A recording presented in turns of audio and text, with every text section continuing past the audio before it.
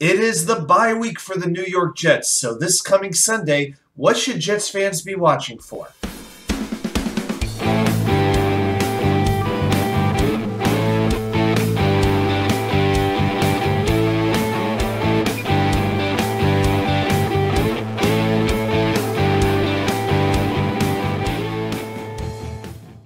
Well. Welcome back to New York Sports WickerMedia. I'm Wat2K99. Thank you, as always, for taking the time to watch these videos. So the Jets have their off week. Jets fans are feeling fantastic. 6-3 at the bye. Who would have believed that would realistically happen just 2.5 months ago? I know I didn't. My highest hope was 5-4, and I thought that would be if everything worked about as well as it could possibly work. So an overachieving Jets team. It actually can happen. Now, this Sunday, hey, there is no off day. There is no off week when you're a Jets fan. Oh, no, because there are quite a few interesting games. Now we have to start paying attention to some standings, certain teams that we got to start watching out for. So today we're just going to go through a couple of those games. I'm still going to make my confidence picks later in the week, but for right now, we're just going to do a guide on certain games to pay attention to. So for the 1 o'clock games, there are two division teams playing. You've got the Minnesota Vikings at the Buffalo Bills. To me, this is the marquee game to watch. You have the 7-1 Vikings against the 6-2 Bills at Orchard Park. I think that game is going to be fantastic. Right now, the Bills are half a game up on the Jets. So if Minnesota wins this game, the teams are technically tied in the standings, which means the Jets would have the tiebreaker. It's amazing. Buffalo has lost 2 games this season, and both of those losses were in the AFC East. And those tiebreakers, they can really come back to bite you at the end of the year. It's so important. So Minnesota versus Buffalo, that's the game I'm going to be focused in on, along with the rest of the Virginia Jets fans. We're going to be watching that game together this Sunday. I'm also going to be watching Cleveland at Miami. Definitely, I think if let's say the Jets just finish in the wild card, let's just say the division doesn't work out. Just saying. I think Miami is going to be the team they're running neck and neck with to have the top wild card spot. Both teams are going to be super competitive.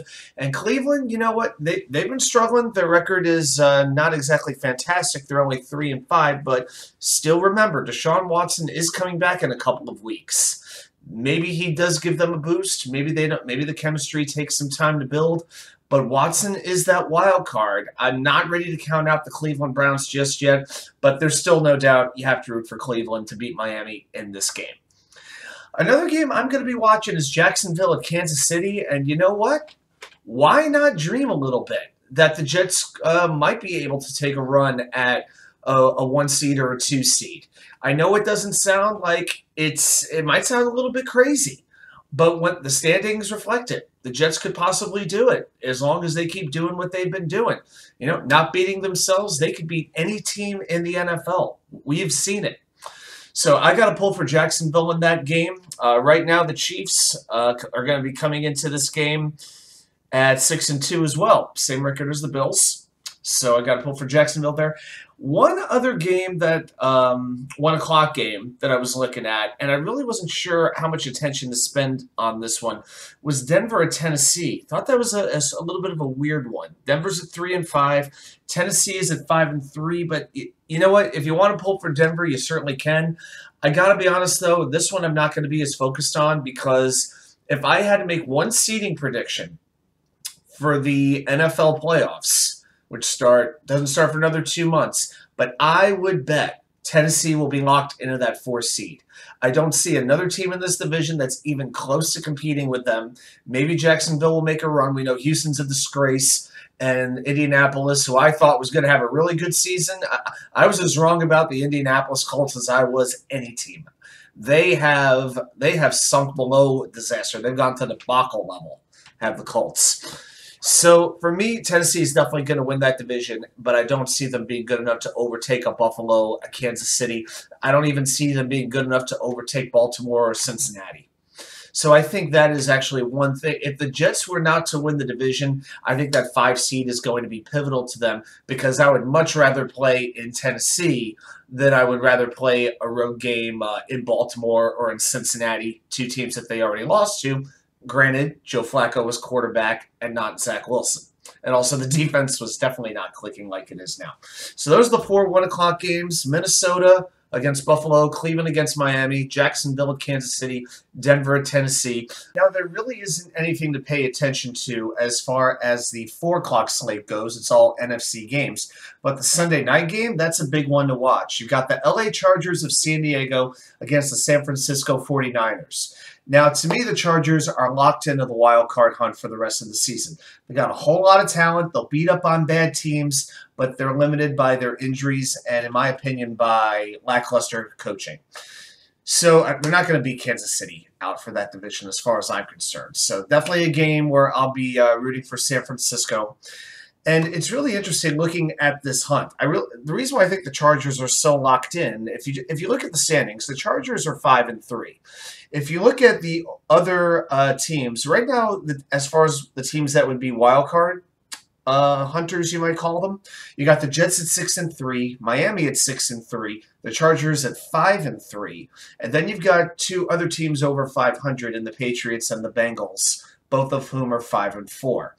After that, you have to go down to the Indianapolis Colts. They're the next team in the standings at 3-5-1. And we know what a train wreck that team is. We don't need to go into the more details on that.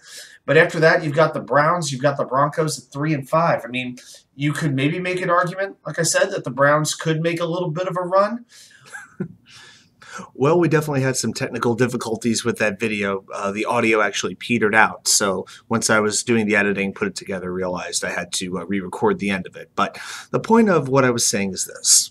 If you look at the teams that will compete for the wild card, you realistically have the Jets and the Dolphins, whoever loses between the Ravens and the Bengals in the NFC North, and you could give an outside shot the Chargers as well, and then you could give an outside argument to Cleveland if you think they might actually get hot. If I had to bet on one team that's under 500 that can make its way back into the race, I think I would go with that. But those are the 5 games that I'm going to be paying the most attention to. Let me know what games you'll be watching for, and what you think about the Jets playoff hopes right now in terms of, hey, do you think the division is a realistic possibility and we should be focusing on Kansas City and competing with them if you can actually believe it? Or is the wild card just the realistic spot for this team at this particular time? Well, I can't do my usual closing because I'm not in the wicker chair. I'm in the leather chair in my office. So thanks very much, and I'll see you later.